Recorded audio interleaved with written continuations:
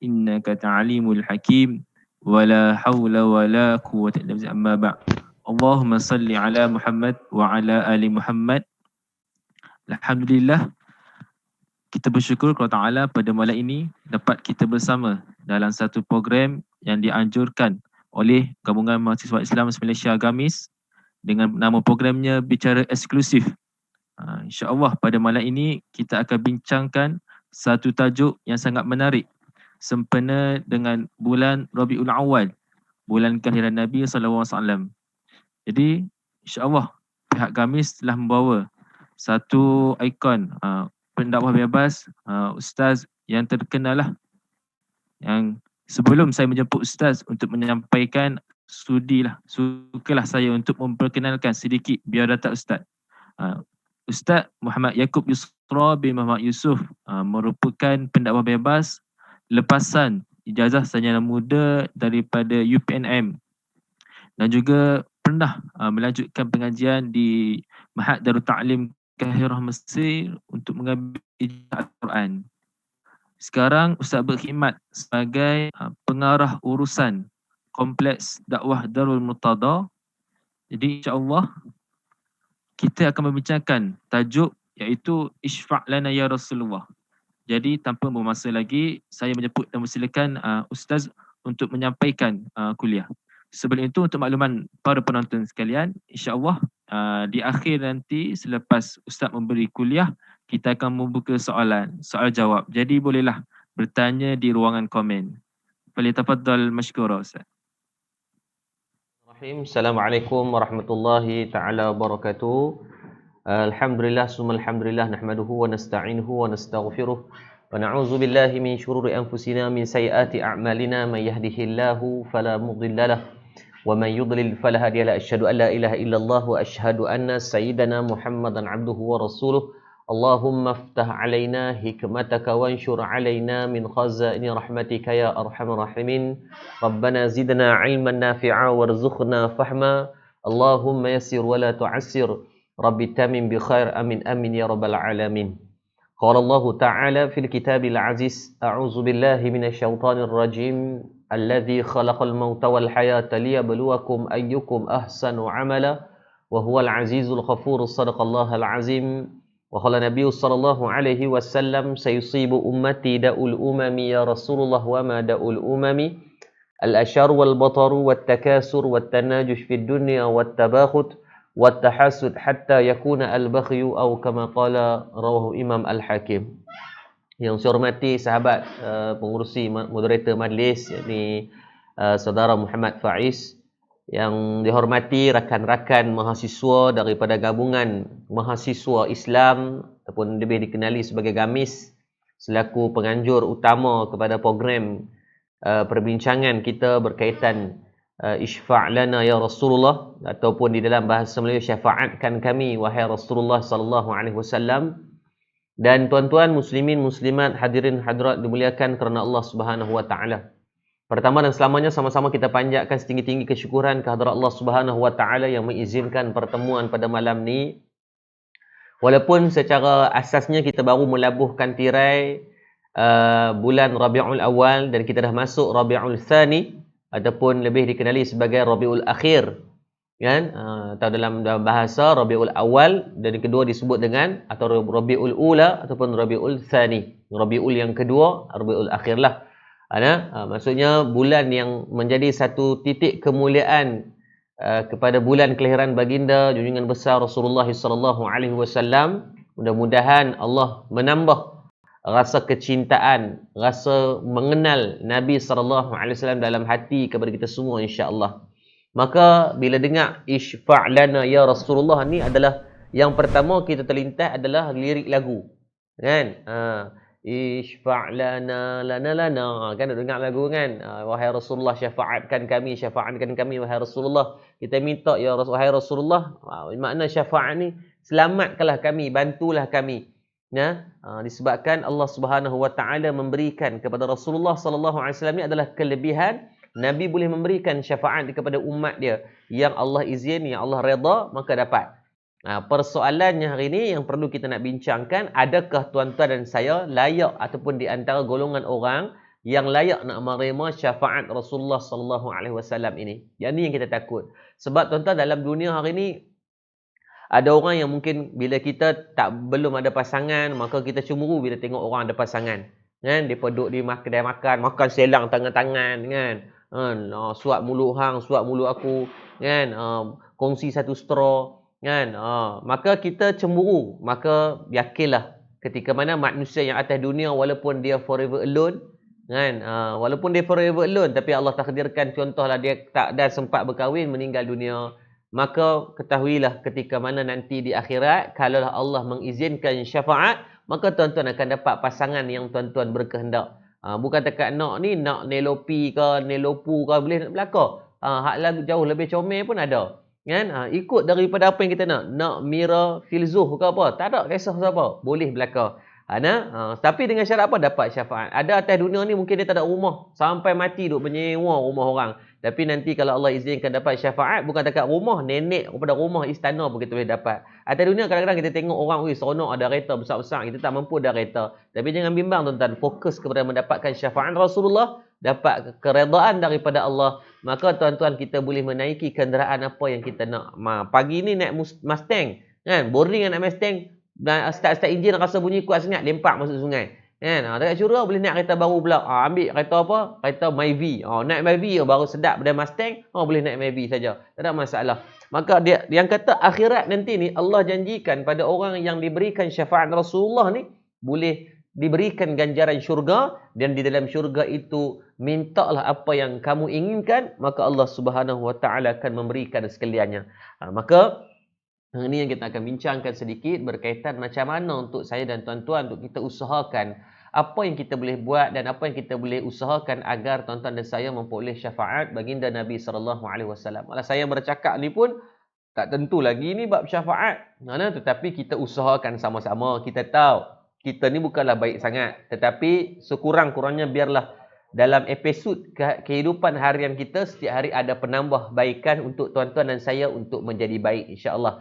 Jadi sebelum tu saya nak minta 150 orang sahabat-sahabat kita yang sedang menonton, boleh tak tuan-tuan bantu untuk kita share, sebarkan agar program anjuran daripada GAMIS, Gabungan Mahasiswa Islam se-Malaysia ni dapat sampai kepada lebih ramai orang untuk menerima kebaikan dan manfaat, insya-Allah. Jadi bukan susah pun bantu untuk share, bukan nak suruh tuan-tuan basuh baju, sidakin jiran sebelah tak. Jadi untuk bantu untuk kita share agar semua boleh dapat manfaat. Kan kadang-kadang mungkin orang yang dia duk tengok televisyen, tengok-tengok dengan asbab tuan-tuan bantu sebarkan, maka dapat pahala juga. Walaupun kita duk tengah main PUBG Mobile Legend, tak dapat chicken dinner, kan, tak dapat rampage, kan, tak dapat enemy slain apa semua, tetapi tiba-tiba Allah memberikan dengan asbab kita share, kita tak sempat dengar, orang lain dengar asbab daripada kita share, maka dah dapat faedah. Kalau 150 orang sekarang bantu untuk share, dah dapat 150 orang yang baru untuk tengok, insya-Allah. Akan jadi 300 orang share, dah jadi kepada 600 orang. Tak mustahil pun. Ni waktu peak hour ni, pukul 9 ni orang duk tengok macam-macam drama. Drama macam-macam Melayu kan, suami kocek setong, abang bomba, makan KFC lah apa sebagainya. Tapi kita fokus kepada ajak orang untuk mengenal Rasulullah sallallahu alaihi wasallam, dan untuk sama-sama kita usahakan untuk kita bercerita tentang apa 4 benda yang diceritakan yang membolehkan di antara saya dan tuan-tuan boleh mendapat syafaat ataupun isfa' lana ya Rasulullah, memperoleh syafaat baginda Nabi sallallahu alaihi wasallam. Macam saya kata tadi, tak ada kereta tuan-tuan, di akhirat boleh dapat lebih baik daripada kereta di dunia. Tak ada pasangan di dunia, jangan bimbang, dapat pasangan di akhirat. Tapi kalau tidak ada syafaat tuan-tuan, maka terhazaf semua benda yang kita inginkan, yang kita berkehendak dan kita hajatkan. Jadi pada malam ni kita akan bincang ada 4 perkara yang insya-Allah yang membolehkan seseorang itu melayakkan diri dia untuk memperoleh daripada syafaat baginda Nabi sallallahu alaihi wasallam, insya-Allah. Baik tuan-tuan muslimin muslimat dirahmati Allah Subhanahu wa taala, yang pertama minta tolong share, yang kedua boleh tak tolong bantu untuk tuan-tuan tag kawan-kawan yang tuan-tuan rasa dia ni, yang tuan-tuan rasa nak dia pun bersama dengan kita untuk kuliah pada malam ni. Kadang-kadang tu kata tag tengok, dia keluar notification, dia pun buka-buka, nak tengok tag aku dengar kuliah. Macam contoh Haji Mat Muda, dia tag habis, isteri, anak-anak, tok menakan, pok menakan, sepupu, jiran sebelah, jiran kampung sebelah pun dia tag. Tengok ramai Haji Mat muda ni kalau setiap kali kuliah saya, Masya Allah, setiap dia akan tag. Maka setiap daripada tag tu dapat pahala. Kan, seronok kan? Walaupun dia tak tengok, Allah janji dalam Quran, "Faman ya'mal misqala dzarratin khairan yarah." Kerana di akhirat nanti Allah akan memberikan ganjaran walaupun sebesar zarah. Apatah lagi kita tag. Bayangkan 160 orang pakai duk tag adik-beradik dia. Habis jiran sebelah pun dapat dengar kuliah, maka dapat juga pahala.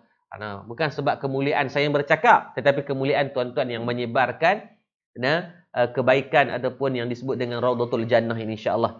Dan Nabi janjikan barang siapa yang man salaka tariqan yaltamisu fi ilman, barang siapa duduk di atas jalan menuntut ilmu ni, Allah janjikan, Nabi janjikan kepada dia ni, sahalallahu, dipermudahkan jalan dia untuk masuk ke dalam syurga Allah Subhanahu wa taala. Jadi jom kita mudahkan urusan kita dan urusan orang lain. Atau yang seminima mungkin dia kata, "Ustaz, saya main Facebook ni ada 2 orang je. 3 orang je. Saya punya kawan. Yang pertama saya punya kawan kelas, yang kedua akaun fake saya." Tak apalah, 3 orang tag diri sendiri pun tak apalah tuan-tuan. Asalkan kita usaha juga buat sesuatu, mudah-mudahan sampai manfaat kepada orang. Baik. Ada 4 benda yang kita akan bincangkan pada malam ni yang boleh melayakkan seseorang itu untuk menerima syafaat baginda Nabi SAW. Yang pertama, di antara seorang umat itu layak untuk menerima syafaat junjungan besar baginda Nabi SAW adalah dengan seseorang itu mestilah dia meyakini bahawasanya Rasulullah SAW itu membawa rahmat kepada seluruh alam.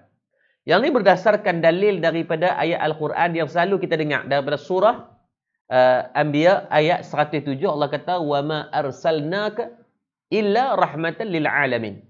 Allah kata apa? Kami tidak mengutuskan engkau. Siapa engkau? Yakni Muhammad, Nabi Muhammad SAW, melainkan untuk apa? Sebagai rahmat bagi seluruh alam.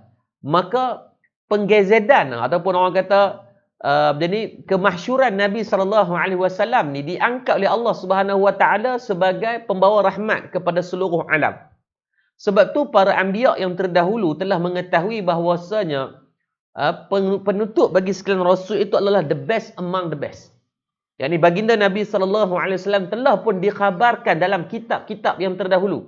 Dalam kitab Taurat, Zabur, Injil ini telah bercerita tentang ada utusan terakhir Muhammad bin Abdullah ini sebagai penutup bagi sekalian rasul, dan dia akan memimpin di antara umat yang paling ramai dan yang paling lama.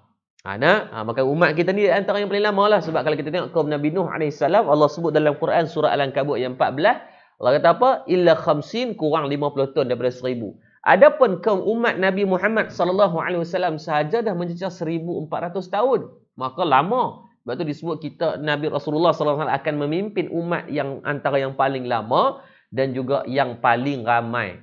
Makna ramai ni apa? Kalau kita tengok umat Rasulullah sekarang saja, officially, kalau kita tengok dalam World Population 2020, untuk tahun 2020 sahaja ada 7.6 bilion, 7.8 bilion manusia di seluruh dunia.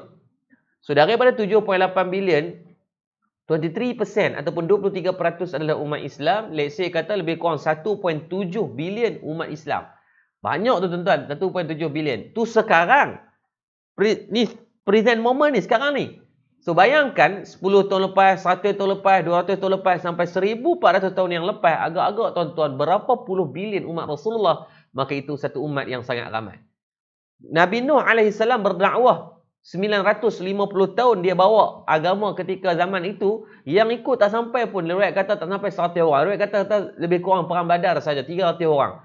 300 orang tuan-tuan masuk ujian yang Allah bagi kepada dia. Oh dahsyat tuan-tuan. Oh cannot brain kalau kita ni kan. Duk fikir, ya Allah Rabbi, kita hari ni baru dakwah 2 hari dah rasa putih asa. Baru buat Facebook sekali ya. Facebook pasal dakwah, member pelekeh dia kata hang dah buat baik apa, aku kenal lah hang, terus putih asa tak sebar dah dakwah. Baru kita pergi dakwah di lapangan sekali ya. Ada orang yang pelekeh kita, terus kita menghentikan kerja dakwah. Maka cuba tengok daripada tajribah ataupun pengalaman Nabi Nuh AS berdakwah ratusan tahun, hanya berapa orang je ikut. Maka belum terlambat pun kepada kita semua untuk kita ni menjadi duta kepada Islam. Untuk kita bawa kehidupan Islam dalam kehidupan kepada orang ramai. Sama ada mungkin dakwah melalui percakapan, sama ada dakwah melalui bil fi'li, dengan cara akhlak kita. ataupun dakwah secara penulisan ataupun dakwah secara lisan, maka pilihlah apa jua jalan dakwah asalkan bawa orang untuk dekat dengan Allah, bawa orang mengenal Rasulullah sallallahu alaihi wasallam. Maka yang pertama, syarat untuk mendapatkan syafaat Rasulullah sallallahu alaihi wasallam haruslah dia beriman dengan ayat Al-Quran daripada surah Anbiya ayat 107. Surah yang ke-21 ayat 107, wa ma arsalnaka illa rahmatan lil alamin. Yang Allah jadikan mengutuskan Rasulullah ke atas alam ini untuk bawa rahmat. Bukti dia apa? Tuan-tuan tengok tuan-tuan. Yang membezakan di antara kita dengan orang bukan Islam apa dia? Yang menjadi ma baina farqu, yang menjadi perbezaannya ada satu benda sahaja, adalah kalimah syahadah. Beza di antara kita dengan orang Kristian, beza kita dengan Mark Zuckerberg, beza kita dengan Jack Ma, beza kita dengan Warren Buffett, beza kita dengan Cristiano Ronaldo, beza kita dengan semua orang-orang ini hanya satu benda sahaja. Kalau tuan-tuan nak banding dalam benda lain, kita balik awal. Tuan-tuan nak bincang bab sedekah, depa sedekah banyak lagi pada kita. Warren Buffett tuan-tuan direkodkan dia dah menderma kepada Melinda Gates Foundation melebihi daripada 20 bilion. 20 bilion ni tuan. Allah, kita baru bagi RM1 dekat masjid pun ketak pala-pala dah. Warren Buffett ni bagi 20 bilion. Kita kalau nak kira tekan kalkulator, meletup kalkulator tu, banyak angka tu. Dan Melinda Gates Foundation diumumkan sebagai NGO yang memiliki aset kekayaan terbesar di dunia. Dalam dunia ni, Melinda Gates Foundation lah di antara salah satu yang paling memiliki aset yang paling banyak, dinilai untuk beberapa tahun lepas saja mereka dah memiliki 50 bilion aset. Bayangkan NGO ada 50 bilion. No, hai tuan-tuan, kaya sungguh. Bukan kaleng-kaleng ni. Maka Allahumma salli ala Sayyidina Muhammad. Beza kita dengan dia. Tuan-tuan nak banding buat sedekah, confirm dia menang. Dia dah main bilion-bilion. Kita nak bos RM10 dalam tabur masjid pun duk fikir macam mana nak dapat baki balik. Kan? Kalau lah tabur masjid boleh ambil baki, saya perasan kerja ambil baki ya kita. Bos RM5 ambil RM3. Sebab apa? Nak beli rokok dan hil, dia kata. 2 batang. Kan? Maka kita ni tak banyak dalam bab memberi. Tuan-tuan kalau nak cerita dalam bab memberikan ilmu, banyak orang bukan Islam yang memberikan ilmu. Kan? Kalau kita tengok ramai orang bukan Islam ni dia guna, manfaatkan ruang platform YouTube, Facebook dan sebagainya, sharing ilmu. Bagi cara percuma dan sebagainya. Kalau nak cerita dalam bab penulisan, ada seorang penulis, orang barat ni tuan-tuan yang tak masuk Islam pun, dia setiap bulan dia akan keluarkan 2 naskah buku untuk orang dapat manfaat daripada bacaan dia. Maka banyak dari comparison ni kita tak boleh menang dengan mereka. Tetapi yang memenangkan kita, yang menjadi kemuliaan kepada kita berbeza dengan mereka adalah satu benda. Kalimah asyhadu an la ilaha illallah wa asyhadu anna sayyidana Muhammadar Rasulullah. Itu sahaja yang menjadi titik Allahumma salli ala sayyidina Muhammad, yang memisahkan di antara kita dengan mereka adalah kalimah syahadah. Sebab tu tak ada benda lain yang kita nak mampu banggakan melainkan saat Allah Subhanahu wa taala menganugerahkan kepada saya dan tuan-tuan, yakni nikmat Islam dan nikmat iman. Mana mungkin boleh kita beriman tanpa nikmat Islam? Saya yakin majoriti daripada sahabat-sahabat saya yang menonton ini adalah yang mana majoritinya beranak-beranak kena Islam. Kan? Celek-celek mata kena Islam. Tapi ada orang yang tuan beranak-beranak tuan-tuan, mak paknya bukan Islam. Kan? Beranak-beranak duk will dan sebagainya. Tapi kita ada, kan, walaupun pak kita loklak tara mana pun, ayah kita ni loklak kelola tara mana pun, dia azan di telinga. Kan? Jarang kita tengok ayah dia pergi ikut tepi telinga budak baru lahir dia nyanyi lagu ice cream. Kan? Lagu Blackpink tak ada tuan-tuan. Kan? Tak ada nyanyi lagu pelik-pelik. Walaupun ayah tu rock gila. Walaupun ayah tu merepek gila ni. Rambut belah ni color biru, belah ni color hijau. Perpaduan dia kata kan. Lepas tu dia buh belah atas ni color merah kan. Walaupun sekalipun macam tu pun tetap dia azan di telinga kanan dan iqamah di telinga kiri. Nak menunjukkan kata apa? Nak menunjukkan bahawasanya beruntungnya kita ini yang dilahirkan sebagai orang yang mendapat nikmat Islam tadi. Dalam mendapat nikmat Islam saja cukup tak? Tak cukup. Tidak ada jaminan apa-apa, melainkan harus dah ditambah dengan iman. Iman ni apa? Di antara imannya kita adalah kita beriman bahawasanya Allah Subhanahu Wa Taala mengutuskan Rasulullah Sallallahu Alaihi Wasallam sebagai pembawa rahmat kepada kita. Kenapa disebut sebagai Nabi bawa rahmat kepada kita? Syirik lah kan, bukan Nabi. Allah yang bagi rahmat. Ya, Allah yang menjadikan Nabi itu sebagai alat perantara Islam yang sampai kepada kita. Nabi yang bawa risalah Islam selama 23 tahun secara rasmi, disebarkan 13 tahun di Mekah dan 10 tahun di Madinah itu melalui usaha dakwah Rasulullah sallallahu alaihi wasallam. Bayangkan kalau Nabi dapat Nabi tak sebarkan kepada orang lain, maka hari ini tuan-tuan dengan saya tak tahulah agama apa yang sedang kita anuti. Tak tahulah akidah apa yang kita pegang. Tak tahulah apa yang kita lakukan sekarang. Maka sebab tu Rasulullah lah yang menjadi satu jasa yang cukup besar kepada kita umat Islam hari ini. Sampaikan 1 bilion lebih umat Islam, subhanallah. Walaupun dibawa macam-macam ancaman, walaupun dibuat macam-macam bentuk fitnah, Islamic phobia di seluruh dunia. Kan? Tuan-tuan, sahabat saya Ustaz Shah Mugam. Kan? Ustaz Shah Mugam ni Allah mengizinkan dia melalui 4 agama sebelum dia masuk Islam. Dia dilahirkan sebagai agama Hindu. Bapa dia dah meninggal dah tahun lepas. Ayah dia ni adalah orang Sami nombor 1 di Pulau Pinang, Ustaz Shah Mugam. Dia dapat tokoh Ma'ijrah tahun lepas atau tahun lepas kali 2018 tak silap saya. Tokoh Ma'ijrah peringkat kebangsaan. Allahumma salli alaihi Ustaz Shah Mugam. Dia dilahirkan daripada keluarga Hindu. Ayahanda dia dah meninggal dunia. Dia ni sebagai Sami nombor 1 Pulau Pinang. Bukan 3 line, 7 line ni. Kira maksudnya level bukan biasa-biasa lah. Peringkat kalau kita ni dalam negeri ni macam mufti lah ayah dia tu. Sebab tu ayah dia meninggal, mati tahun lepas. Tahun lepas sampai tutup jalan. Polis keluar arahan sebab ramai sangat orang main nak bagi penghormatan terakhir kepada ayah dia. Yang meninggal ketika tu dimaklumkan sebagai agama Hindu lah. Wallahu a'lam, itu dia dengan Allah lah. Dia diceritalah macam mana zaman Ustaz Shah Mugam ni dia dibesarkan daripada keluarga Hindu. Malah dia berpindah kepada agama Kristian. Waktu dia pindah kepada agama Kristian, family dia okey, tak ada masalah. Walaupun bapak ni sebagai mufti tapi anak dia murtad pergi kepada agama Kristian ni, tak ada masalah, masih dianggap sebagai anak. Walaupun marah-marah tapi tak apalah. Lakum dinukum waliyadin, kan agama aku agama aku, yang penting kita masih ada beranak. Lepas tu dia duduk pada agama Kristian, rasa macam banyak something wrong somewhere yang tak kena dan sebagainya, maka berpindah pula kepada agama Buddha. Kan? Duduklah agama Buddha pun tak apa, mak ayah tak ada masalah, adik-beradik okey lagi. Kan? Daripada agama Buddha pula berpindah pula agama yang keempat adalah agama Bajai. Agama Bajai ni satu agama yang dia menggabungkan banyak-banyak agama dan juga banyak ideologi dalam satu agama. Agama Bajai.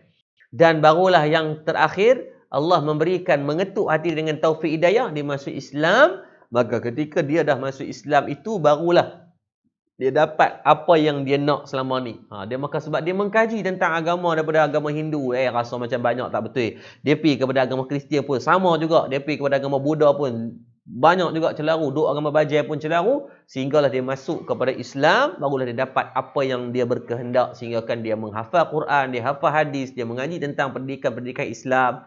Walaupun dalam tempoh yang agak singkat, tapi kefahaman yang Allah bagi dalam dada dia, subhanallah, masya Allah.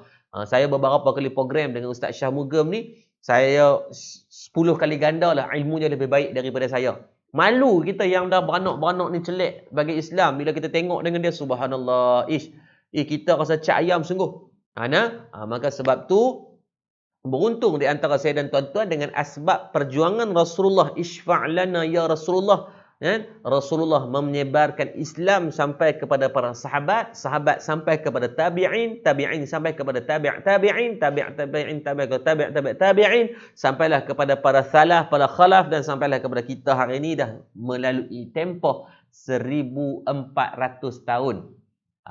Maka sebab tu yang disebutkan yang pertama sekali, benda yang nak melayakkan di antara tuan-tuan dan saya nak mendapatkan syurga ataupun syafaat Rasulullah sallallahu alaihi wasallam di mahsyar kelak adalah disebabkan syarat yang pertama, meyakini bahawa Rasulullah sallallahu alaihi wasallam adalah satu utusan yang membawa rahmat kepada seluruh alam hari ini.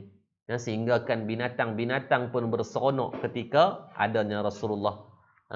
Binatang pun seronok. Binatang yang tak berakal itu pun Rasulullah sallallahu alaihi wasallam masih berlaku ihsan, masih sayang kepada mereka sehingga mereka diseronok ada Nabi. Ada satu riwayat menceritakan hadis sahih, seekor unta yang naik gila. Kan? Ada riwayat kata unta ni lapar, ada riwayat kata unta ni dia nak mengawan. Dia dah forever alone lama sangat, cari markah tak jumpa. Buat update status pun tak ada orang like kan. Duk harapkan ada wet-wet tak ada, geradak juga. Maka unta ni sampai peringkat dia mengamuk. Merajuk dia bebai. Merajuk dia sampai meroyan dan sebagainya sehinggalah Rasulullah mai usap kepala dia sekali je dia dah lega. Nampak kata binatang pun seronok dengan Nabi. Kan? Apatah lagi alam itu sendiri. Sebab tu sebelum Nabi menyebarkan Islam, Nabi telah pun menyebarkan akhlak Rasulullah yang baik. Dari riwayat yang menceritakan ketika mana kabilah-kabilah Arab, puak-puak Quraisy nak berperang disebabkan satu benda kecil nak meletakkan batu Hajarul Aswad setelah mana Kaabah ataupun Mekah ketika itu dilanda oleh banjir, maka nak meletakkan kembali batu Hajarul Aswad itu, maka pakat duk berebut kabilah-kabilah Arab ni. Berebut sebab apa? Berebut disebabkan mereka nak kalau boleh kemuliaan kepada pemimpin dia kalau boleh letak. Contohnya kalau puak ni dapat letak, contohlah kan dia dapat letak, orang kemas lah Bani Hashim. Orang kemas lah Bani Hashim, orang keingat sampai bila-bila. Maka pakat berebut sampai nak berperang. Orang Arab dulu kecil-kecil pun nak perang.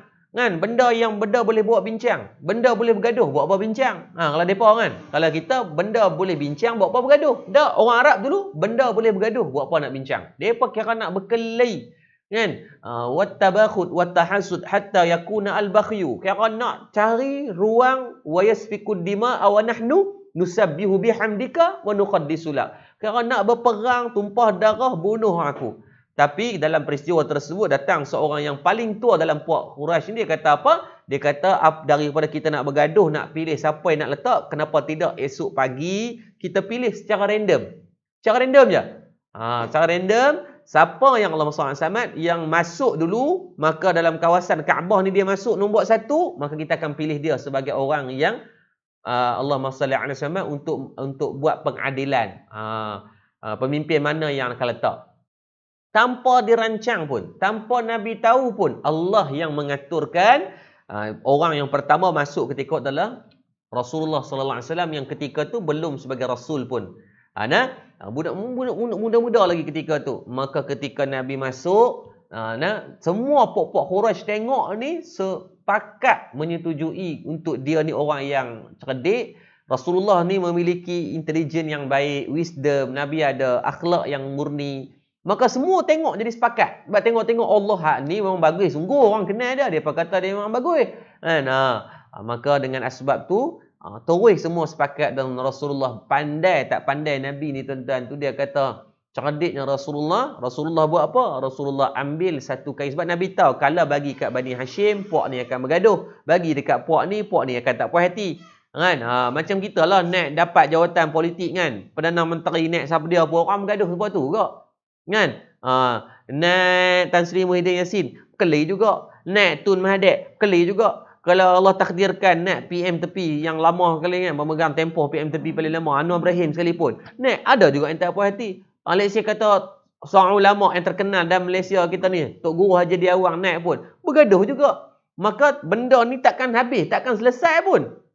Mungkin dia kata buat shift lah kot. Kan, pagi 1 PM, petang seorang PM, malam seorang PM. Saya pun tak tahulah, wallahu a'lam. Moga yang terbaik Allah bagi pada negara kita. Maka ketika tu Nabi tahu kalau atas kebijaksanaan macam mana pun, kalaulah melantik seorang pemimpin yang meletakkan batu Hajarul Aswad, nescaya kabilah-kabilah yang lain akan tak puas hati juga. Maka ketika tu Rasulullah buat apa? Rasulullah buat satu keputusan, kata macam ni, kita ambil satu kain yang dilebarkan besar kain tersebut, dan buat apa macam pada kain tu? Maka pada kain tersebut mereka letakkan batu Hajarul Aswad di tengah-tengah kain, dan yang lain ni semua pakat pegang keliling. Setiap kabilah hantar wakil. Dengan geng 3 line seorang, geng 7 line seorang, geng pekida main seorang, geng selat cekak main seorang, kan, geng silat pulut main seorang, geng makcik bawang wakil sebagai wakil-wakil netizen main seorang. Maka semua main duk keliling. maka semua mendapat kebaikan meletakkan batu Hajarul Aswad secara bersama-sama tanpa membuatkan satu pihak pun yang berasa hati ataupun kecil hati. Puas hatilah depa. Depa contoh kerana macam bahasa boleh contoh. Batu tu pak yang tak dulu. Macam kita lah kan, kalau kita buat satu benda yang besar, kita cerita ke anak kita, pak yang buat benda tu, abah yang buat benda tu. So, semua boleh bercerita pada kabilah masing-masing, dan kabilah-kabilah pun puas hati. Dia kata wakil kabilah kami yang letak batu Hajarul Aswad, sehingga kan orang kenal Rasulullah ketika tu sampai macam tu sekali. Sebab tu ingat, yang pertama ketika nak mendapatkan syafaat Rasulullah adalah dengan kita beriman bahawasanya Rasulullah itu adalah satu makhluk yang Allah jadikan kesempurnaan dia bukan hanya kepada diri, tapi kesempurnaannya untuk menyampaikan rahmat pada sekalian alam. Nah, itu yang pertama. Yang kedua, di antara benda yang melayakkan di antara tuan-tuan dan saya nak menerima syafaat baginda Nabi SAW adalah hendaklah kita sedar bahawa mandat untuk memberikan syafaat adalah kurniaan Allah kepada baginda Nabi SAW. Sebab kalau kita tengok ada orang yang dia kata lirik lagu ataupun qasidah Ishfa'lana ya Rasulullah tu kan. Ya Rasulullah Ishfa'lana lana ya habibana laka syafa'a ya Rasulullah tu dia kata apa? Wahai Rasulullah, berilah kami syafaat. Dia kata benda yang syirik. Tak, jangan senang-senang kata syirik. Nah, semua orang tahu Rasulullah ni adalah makhluk Allah yang mana Allah janjikan diberikan kelebihan kepada Rasulullah sallallahu alaihi wasallam ini boleh memberikan syafaat. Bahasa mudah kalau kita ni dapat imuniti untuk selamatkan orang. Orang yang menghafal Quran, dalam hadis kata dia boleh tarik berapa orang. Orang yang mati syahid, dia boleh tarik berapa orang. Maka termasuk di antara orang yang mendapat kasih sayang dan juga pandangan baik, pandangan kemuliaan daripada Rasulullah sallallahu alaihi wasallam. Janganlah duk bergaduh dalam bab-bab ni. Dia kata apa ni? Sekian. Sebab ada hadis yang disebut kan, diberikan kepada Rasulullah sallallahu alaihi wasallam ini untuk memberikan syafaat kepada 70,000 orang yang Nabi nak. Maka sahabat tanya, wahai Rasulullah, adakah nak diberikan? Takkan 70,000 tu je. Maka Nabi kata, aku minta kepada Allah daripada 70,000 ni setiap orang boleh pula selamatkan lagi 70,000 orang lain.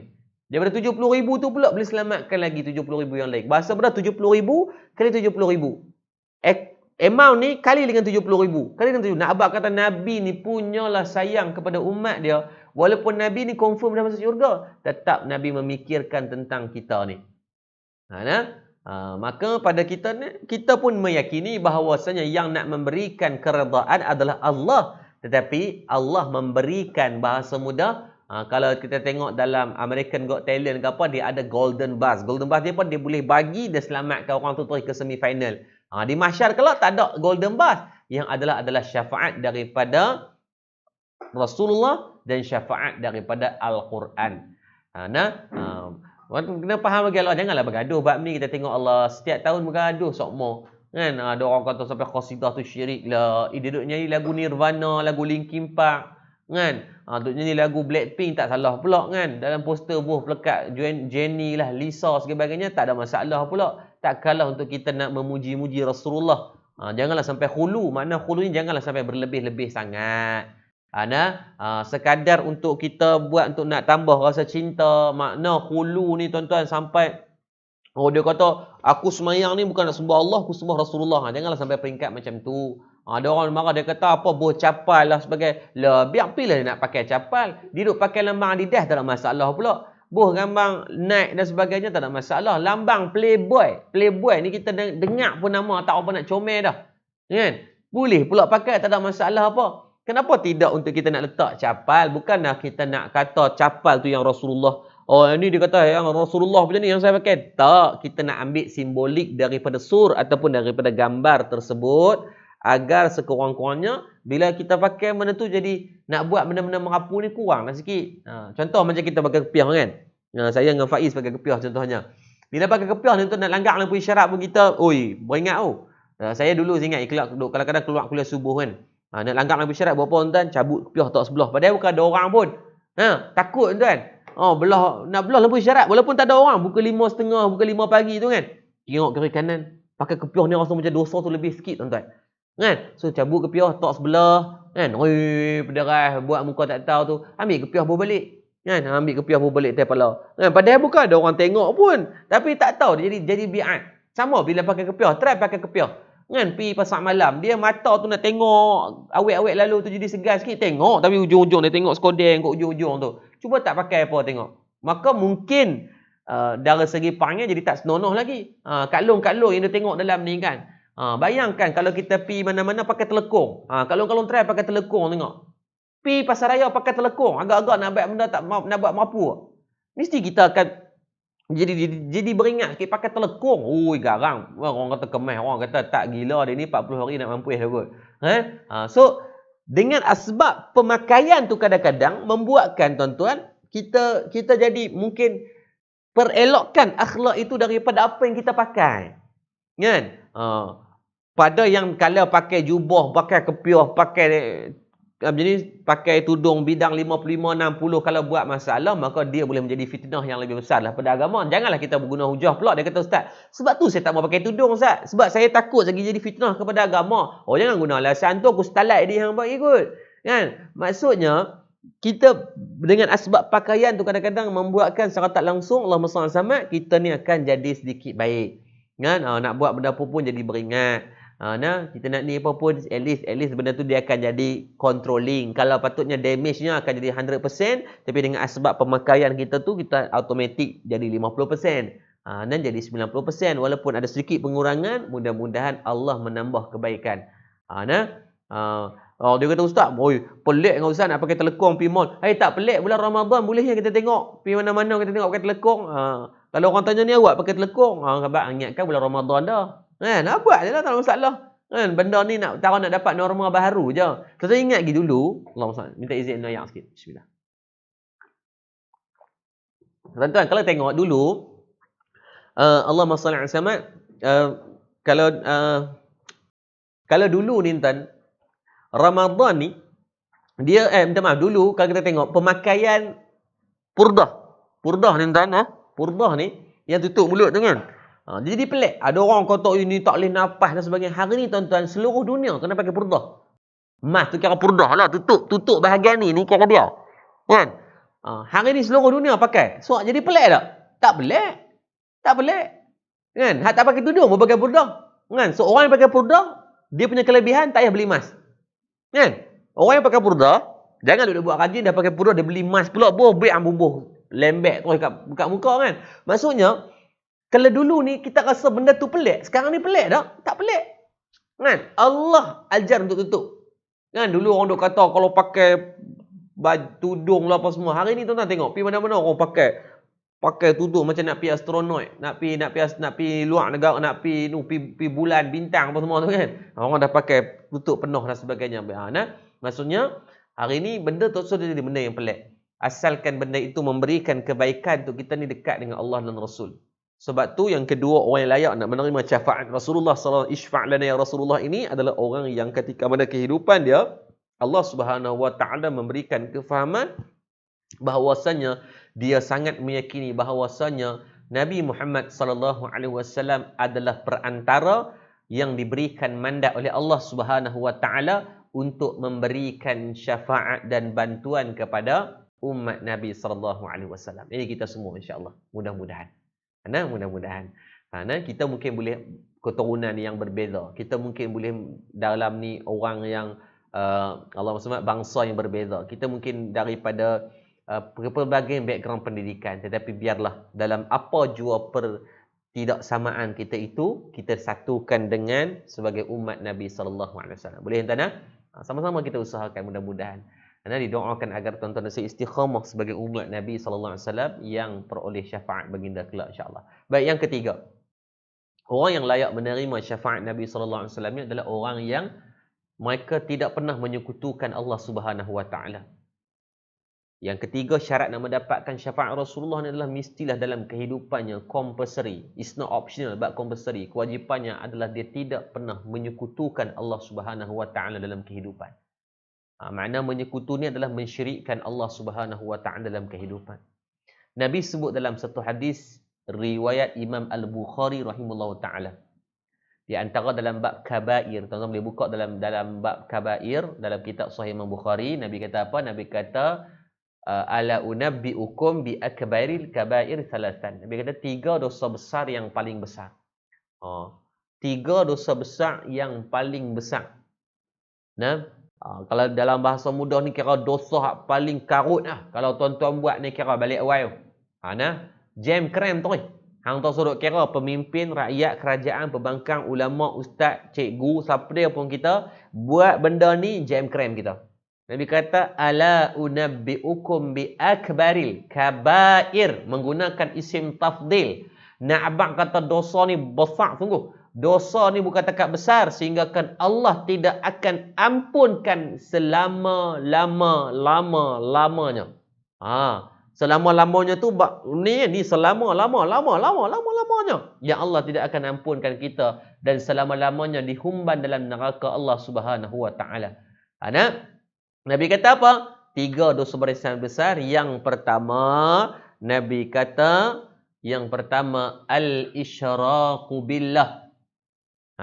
Al-isyraku billah. Dosa yang pertama adalah dosa mensyirikkan diri kepada Allah Subhanahu wa taala. Yang kedua wa uququl walidain, derhaka kepada mak ayah. Yang ketiga wasyahadatu zur atau qaulu zur, menjadi saksi ataupun sumpah palsu. Maka yang pertama tadi Nabi kata apa? Isyraku billah, dosa mensyirikkan diri kepada Allah Subhanahu wa taala.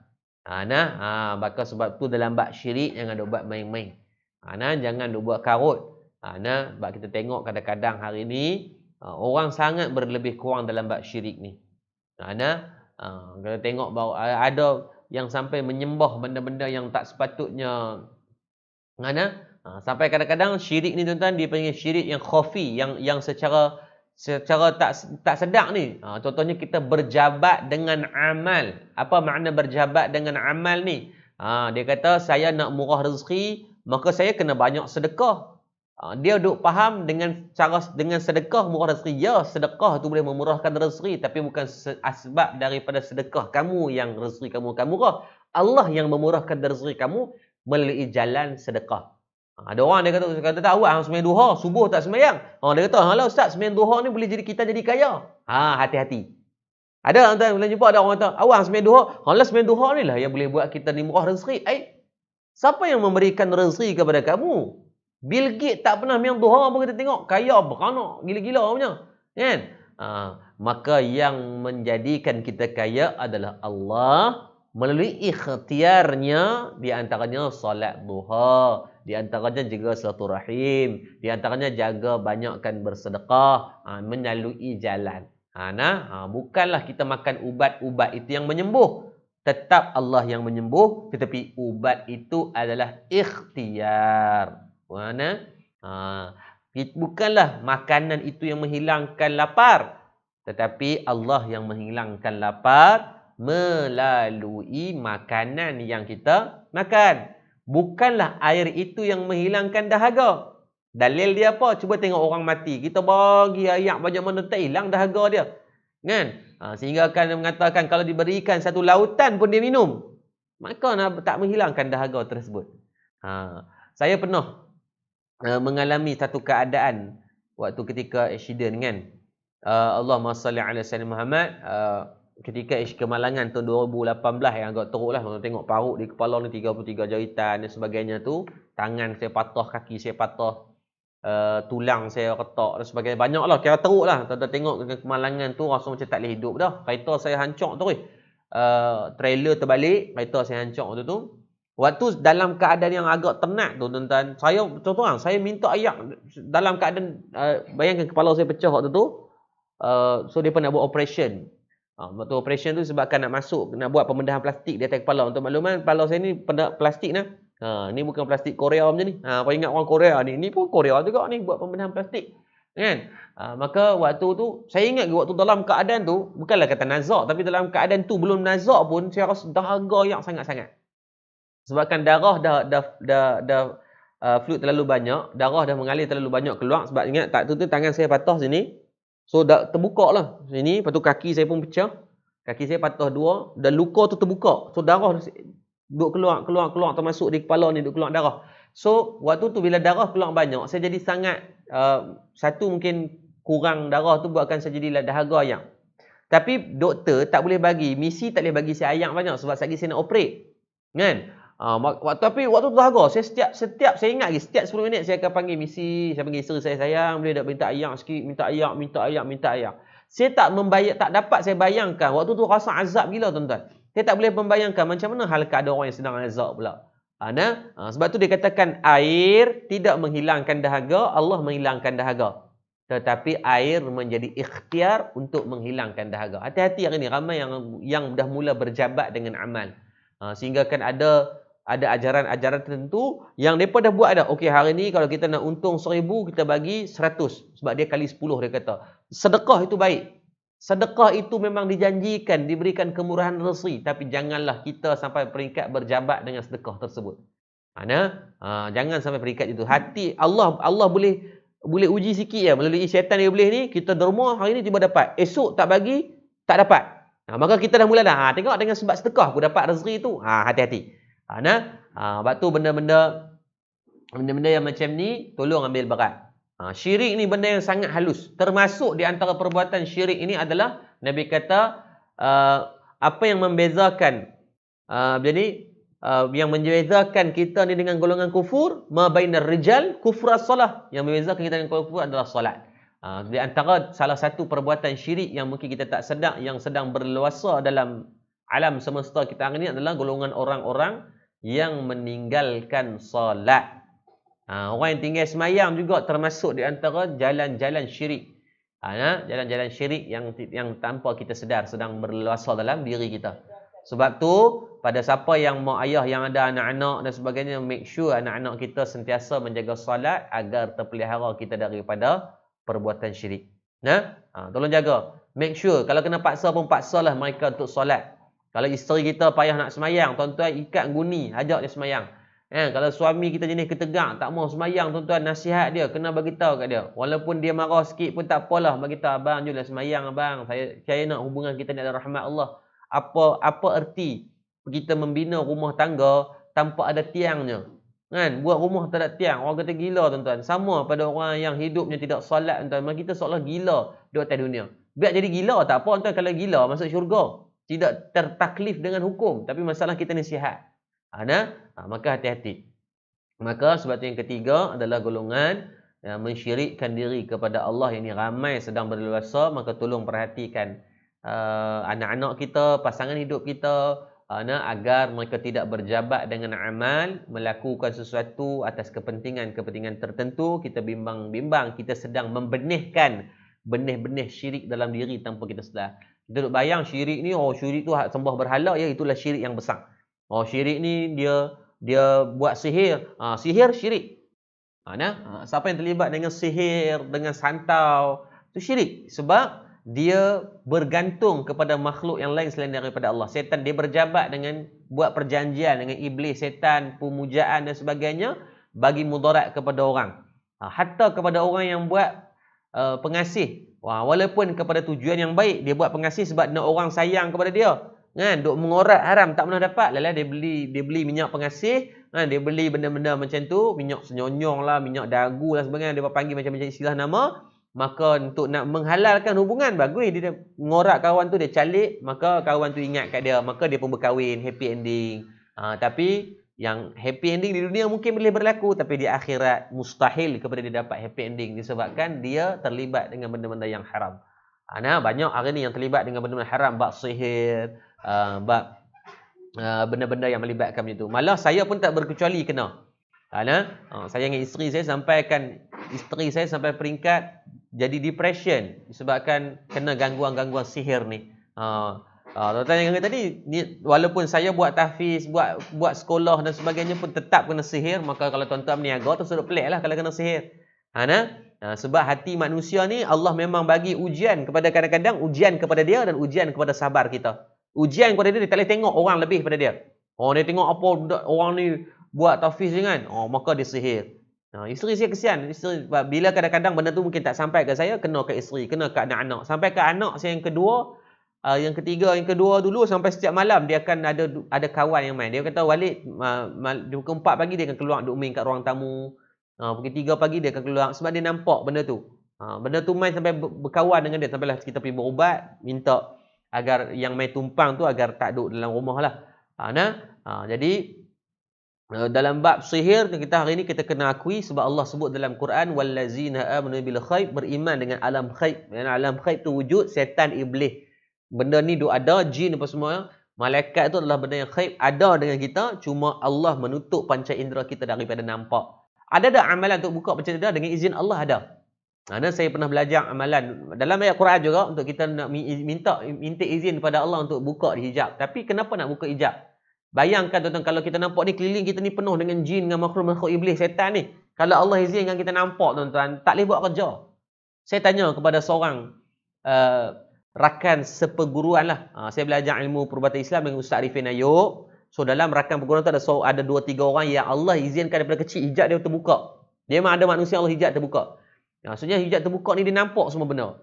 Tuan-tuan tahu tak, sampai hari ni kalau dia bawa kereta, dia takkan bawa lebih daripada 70 atau 80. Dia takkan bawa lebih. Dia dah berkahwin, dah anak dah. 2 orang dah anak dia. Dia takkan bawa kereta lebih daripada 80. Bila saya tanya kenapa bawa slow, dia kata Ustaz, setiap kali dia bawa kereta, dia akan nampak kan semua benda melintas. Walaupun dia tu alam ghaib, bahawa kita langgar tu dia tembus pun, tapi dia tu nampak, jadi terganggu. Hari ni kita buat laju sebab kita tak nampak binatang apa. Bawa je lah. Salah ke tak salah, tapi dia tu dia nampak. So bayangkan, satgi nampak hantu Kak Limah balik kampung, satgi nampak hantu kopek lintas, satgi nampak toyol lari gede-gede, satgi nampak hantu pocong, satgi nampak segala mak nenek benda duduk lintas ni. So dia sampai sekarang dia kata dia bawa kereta 40, 50 pelan tuan-tuan. Bayang bawa 40 tuan-tuan, putih untuk nak tunggu tu. Kan nak pergi KL bawa 40. Tuan-tuan tu macam pergi England tu. Kan di 30 jam tak sampai-sampai lagi. Tak boleh nak marah ke dia sebab Allah uji dia dengan hijab terbuka. Dia nampak segala benda. Sampai dia kata apa? Saya takut kok-kok tu makhluk manusia yang betul. Sebab tak ada beza dia kata dia nampak, cuma dia kata dia ceritalah, wallah saya tak nampak. Sampai sekarang pun Allah izin alhamdulillah tak nampak dah, saya tak mau tengok dia pun. Sampai dia kata ada yang membezakan kalau makhluk-makhluk yang jin, iblis ataupun yang benda-benda yang macam ni, dia ni rupa tak elok. Kerana badan manusia muka khinzir, kan, badan macam monyet, kepala ulang, kan, badan ni muka manusia, tapi mata tak ada, kan, muka manusia tapi darah penuh. Macam-macam lah bentuk-bentuk yang sebegitu. Tetapi hati-hati, banyak daripada kalangan ni yang terlibat dengan sihir. Ramai yang duk kata, Kak Imam Ahmad dia kata apa, Ustaz, saya pun pernah kena sihir sampai muntah darah. Muntah darah ni biasa. Ada yang keluar paku, ada yang macam-macam benda, keluar kaca dan sebagainya pun berlaku. InsyaAllah kami dah hampir siapkan buku berkaitan macam mana nak memelihara diri daripada wabak daripada sihir santau ni. Saya rasa mungkin kalau tak ada arah melintang, mungkin dalam hujung bulan ataupun awal bulan depan kita akan keluarkan satu e-book. Jangan bimbang, cara percuma saya akan bagi kepada semua insya-Allah. E-book berkaitan amalan-amalan untuk kita nak menahan diri daripada sihir, santau ataupun cara nak pagak rumah, cara nak amalan pagak diri. At least benda tu kita jadikan dia sebagai satu amalan ikhtiar kita. Seperti mana orang sakit jumpa doktor, maka ubat. Kita pun sama, kita tak mau jin iblis ni kacau rumah tangga kita, kacau anak beranak kita, kacau diri kita, maka kita ada juga amalan-amalan ikhtiar yang menyusahkan dia untuk dia datang. Yang benda yang dia tak suka. Kalau Allah izin tetap kena. Tapi mudah-mudahan dengan sedikit ikhtiar kita tu Allah memelihara kita. Ingatkan saya insya-Allah. Untuk saya nak share ni mungkin tak sempat dah sebab ini program daripada anjuran gabungan mahasiswa Islam se-Malaysia. So kita fokus kepada tajuk lah. Untuk cerita bab sihir tu nanti kita cerita tajuk yang hari yang lain. Saya akan detailkan sedikit apa benda yang saya bukanlah perubatan Islam yang praktikal. Saya belajar tapi saya tak berubat orang. Saya buat untuk diri, saya belajar untuk diri, belajar untuk keluarga lah. Sebab saya rasa saya tak mampu untuk nak arwah abang saya Ustaz Murtada dulu dia berubat orang. So saya banyak ikut. Pergi kes macam-macam lah, kes santau, kes hantu raya, kes buat perjanjian, jaga kebun, kes minyak pengasih dan sebagainya. Tapi saya ikut, saya tak berubat orang. Kalau tuan-tuan main rumah saya pun, saya akan, batu saya buat satu peruntukan khas, saya ambil guna duit saya buat pusat perubatan Islam. Siapa nak berubat, pergi. Percuma tak ada cah apa. Tak ada cah apa, pergilah berubat. Sebab kadang-kadang Allah uji kita dengan jalan macam tu. Tapi untuk nak bercerita, untuk nak berkongsi sedikit ilmu yang Allah pinjamkan dari guru saya Ustaz Arifin dan beberapa Ustaz Rashidi Bujai ketika saya dalam angkatan tentera dulu, boleh insya-Allah. Tapi untuk yang banyak-banyak mungkin saya tak pandai lah. Tapi kita siapkan dah di tim adat, tim saya, tim Darul Murtada, kita dah siapkan satu buku untuk benda tu. InsyaAllah nanti ingatkanlah. Nanti kita akan buat sesuatu khas untuk perbincangan daurah berkaitan sihir dan sebagainya. Boleh? Dan yang ketiga adalah orang yang mensyirikkan diri kepada Allah, maka dia takkan layak mendapat syafaat. Maka kehidupan kita pastikan sentiasa kita tajdid iman. Bagi kita tak tahu ni apa benda yang boleh menjadikan kita syirik. Bagi kita tak ada macam mesin diagnos yang keluar keputusan setiap hari. Maka kita usahakan untuk kita tajdid iman kita. Ayah saya dia ajak apa? Setiap hari pastikan kita ucap kalimah syahadah ni banyak kali. Sebelum solat wajib. Maksudnya sebelum nak solat kan kita duduk dalam keadaan qiyam nak sebelum angkat takbir tu, sebelum kita niat apa semua, kita ayah saya ajak tu. Walaupun tak menjadi kewajipan tapi dia didik kami dengan macam tu. Ayah saya dia akan ajak. Jadi kita akan mengucap asyhadu alla ilaha illallah wa asyhadu anna sayyidina Muhammad Rasulullah, usolli fardhu subhi raka'ataini ada ilah ta'ala baru angkat takbir. Sebab kita tak tahu mungkin sebelum tu mungkin dah syahadah kita rosak ke kan, ataupun kita dah terlibat dengan syirik benda kita tak sedar, maka sebab tu setiap kali nak solat, setiap kali nak melakukan ibadah, maka kita dianjurkan untuk mengucap syahadah. Kalau itu Ustaz kami tak buat salah pun tak dosa apa-apa pun. Ucapan syahadah kita itu diberikan ganjaran pahala. Maka buat je lah. Jadi boleh buat. InsyaAllah. Dan yang terakhir kata, disebut di antara yang melayakkan seseorang itu menerima syafaat baginda Nabi SAW yang cukup mudah, yang cukup baik untuk kita amalkan, adalah orang yang sentiasa berselawat ke atas junjungan besar baginda Nabi SAW. Nak syafaat Nabi, perbanyakkan berselawat ke atas junjungan besar baginda Nabi SAW. Allah berfirman dalam ayat Al-Quran, innallaha wa malaikatahu yusalluna 'alan nabi ya ayyuhallazina amanu sallu 'alaihi wasallimu taslima. Sungguhnya Allah juga berselawat ke atas junjungan besar baginda Nabi SAW. Allah dalam banyak-banyak ibadah, Allah perintahkan saya dan tuan-tuan untuk semayang, Allah tak perlu semayang. Allah perintahkan kita puasa, Allah tak berpuasa. Allah perintahkan kita keluarkan zakat, Allah tidak perlu mengeluarkan zakat. Tetapi dalam the only ibadah yang ketika Allah mengarahkan manusia untuk melakukannya, Allah perintahkan hambanya, yang kita semua untuk buat, yang Allah juga turut buat, menunjukkan bahawa kemuliaan Nabi SAW itu sangatlah baik, sangatlah mulia, sehingga kan Allah Subhanahu Wa Taala sendiri berselawat.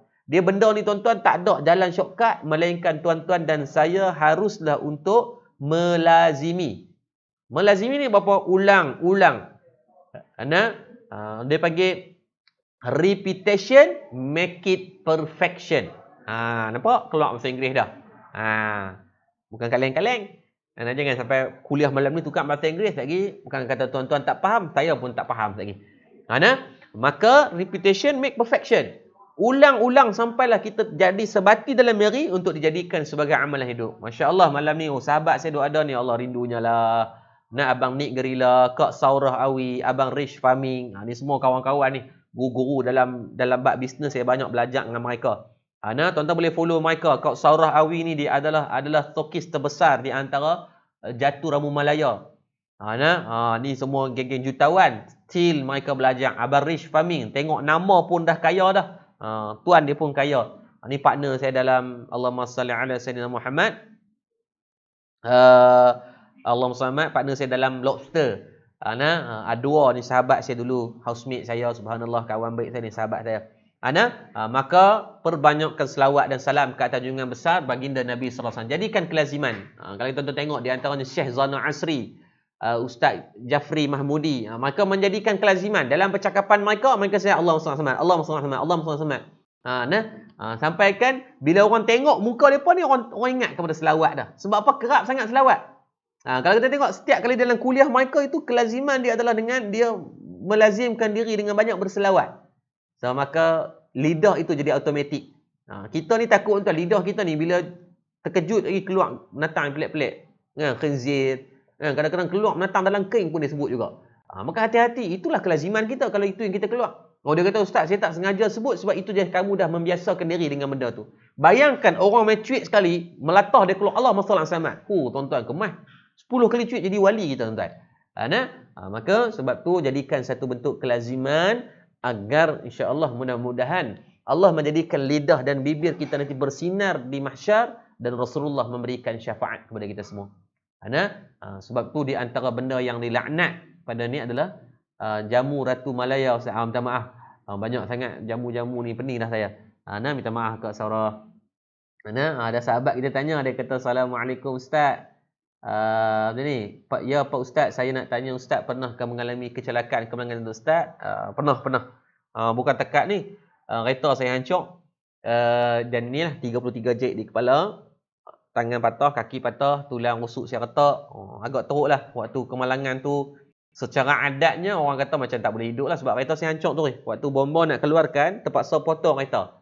Sebab dah teruk sangat. Malah waktu kemalangan tu, driver saya tengok saya tu, dia kata, first impression dia kata habis lah. Sebab kepala pecah kan. Dia kata memang meninggal dah Ustaz ikut ni. Malah dah tersebar dah. Dah tersebar dah pun waktu tu makluman berkaitan saya dah meninggal. Saya ada orang yang dah buat tahlil. Bagus tunggu mereka. Hari yang kan. Ada orang satu sekolah, saya tak sebutlah sekolah mana. Sampai mereka ni dah buat, pelajar-pelajar tu himpun malam tu buat tahlil siap dah.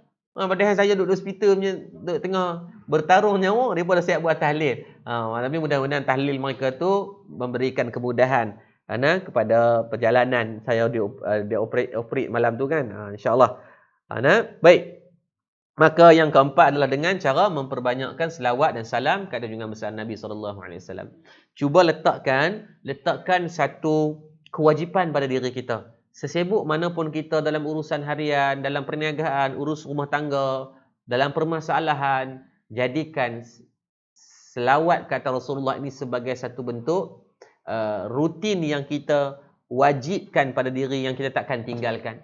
Saya bercakap benda ni, saya yakin saya bukanlah baik, tetapi kita usahakan sama-sama. Sebab tu Gamis pada malam ni dia buat program ni adalah untuk sama-sama kita menumpang manfaat, untuk kita nak menumpang di antara satu sama lain. Tak ada siapa yang baik, tak ada siapa yang nak mengaku siapa baik atau nak duduk siapa jahat. Hakikatnya kita semua adalah makhluk yang nak kepada kebaikan. Jadi saya rasa mungkin sekadar tu dulu untuk perkongsian kita. Ingat ada 4 benda, saya recap sekali lagi. Yang pertama, orang yang nak menerima syafaat Rasulullah ni adalah orang yang dia mengakui dan meyakini bahawa Rasulullah adalah rahmat kepada sekalian alam. Yang kedua adalah manusia yang dia ini mengetahui dan meyakini bahawa Rasulullah dilantik, diberikan mandat oleh Allah Subhanahu Wa Taala untuk memberikan syafaat kepada orang. Bukanlah Nabi yang memberikan orang layak masuk syurga ke tidak, tapi Nabi jadi perantara yang Allah izinkan disebabkan kemuliaan Rasulullah. Yang ketiga, hidup janganlah pernah mensyirikkan diri kepada Allah. Yang keempat adalah memperbanyakkan selawat dan salam ke atas junjungan besar baginda Nabi SAW. Di antara rutin yang mudah tuan-tuan, tuan-tuan tulis dekat tulisan tangan, tuan-tuan tulis. Contohnya kalau dalam bahasa Arab dulu, saya ingat kalau kat Mesir dia akan tulis hal sallu ala nabi al-yawm. Dia tulis ayat dia tu, dia tulis pelekat Kaabah, dia buka dinding. Walaupun tak elok lah, dia benda tu vandalism kan. Tapi dia buat macam tu, banyak orang Arab ni. Dia akan buat pelekat hal sallu ala nabi al-yawm. Sallu ala nabi al-yawm. Adakah kamu telah berselawat kata Nabi SAW hari ini? Maka dia, bila kita tengok je benda tu, terus teringat untuk selawat kata Nabi. Mungkin kita buat dalam rumah kita sendiri. Kita pelekat dekat dapur kita sikit. Kita pelekat dekat pintu nak keluar rumah. Maksudnya nak keluar rumah kita tengok ada sedekah berselawat atas Nabi dak gi. Contoh dalam bahasa masing. Nanti beruk mu selawat atas Nabi dak gi. Contohnya ikut dalam bahasa masing-masing lah. Asalkan kita baca tu kita faham. Bila kita tengok-tengok selawat. Jadi bila kita tengok tu kan kita dah recap kepada nak selawat kata Rasulullah, maka semua akan dapat pahala. Jangan pula beli ayam pula lagi duduk dalam jamban, duduk selawat pula. Memang jam krem lah. Maka letakkan jadi rutin dalam kehidupan harian dan pada anak-anak kita. Dan mak ayah wajib depan anak-anak jangan menzalimi hak dia depa. Kadang-kadang bila kita dengar orang sebut nama Nabi, kita tak sambut dengan selawat dan salam, percayalah anak akan jauh daripada mengenal Rasulullah. So mulai pada saat ni, kalau duk tengok cerita ke duk buat apa sekalipun, dengar ya Rasulullah, terus kita selawat kuat-kuat biar anak dengar. Biar Allah sama. Biar dia, ayah aku ni bagusnya. Tak apa, biar dia trigger untuk dia tanya. Setkan masa selawat, masa basuh beras ya, basuh kereta betul. Bagus. Linda Azman dia kata apa? Setkan waktu basuh beras tu selawat. Habis beras rumah kita, pi tanya jiran sebelah pula, boleh tak saya nak basuh beras? Sebab apa nak selawat? Kan 100 biji rumah tuan-tuan basuh beras. Allah tuan-tuan, esok keluar ni terbang perasaan. Kan Allah bagi kebaikan tu.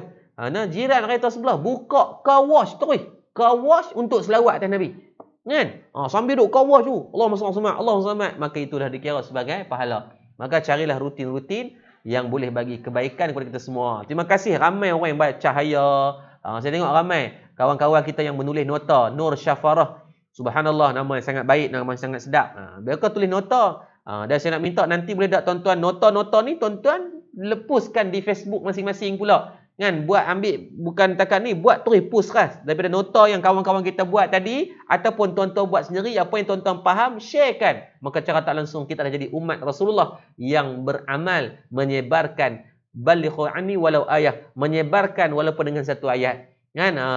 Mungkin saya bercakap ni tak pandai, maka tuan-tuan perlu tulis pula benda-benda tu, sampaikan, sebar kepada orang. Boleh tak? Kalau malam ni 250 orang ni tolong sebarkan, berkemungkinan dah 250 orang baru yang akan mengenal Rasulullah melalui penulisan-tulisan tuan-tuan.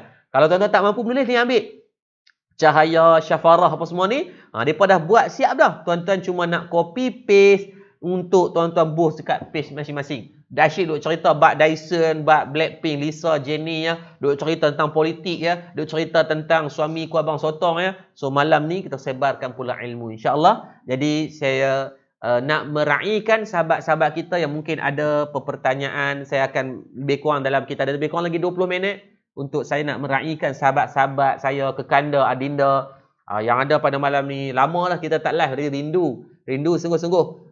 Saya kira ramai kawan-kawan duk tanya, Ustaz bila pula 4am Club? Ramai, hampir setiap hari duk mesej. Saya nak 4am Club tapi nak buat macam mana, agak sibuk ni. Saya tak balik rumah kita nak. Saya keluar daripada pagi tadi.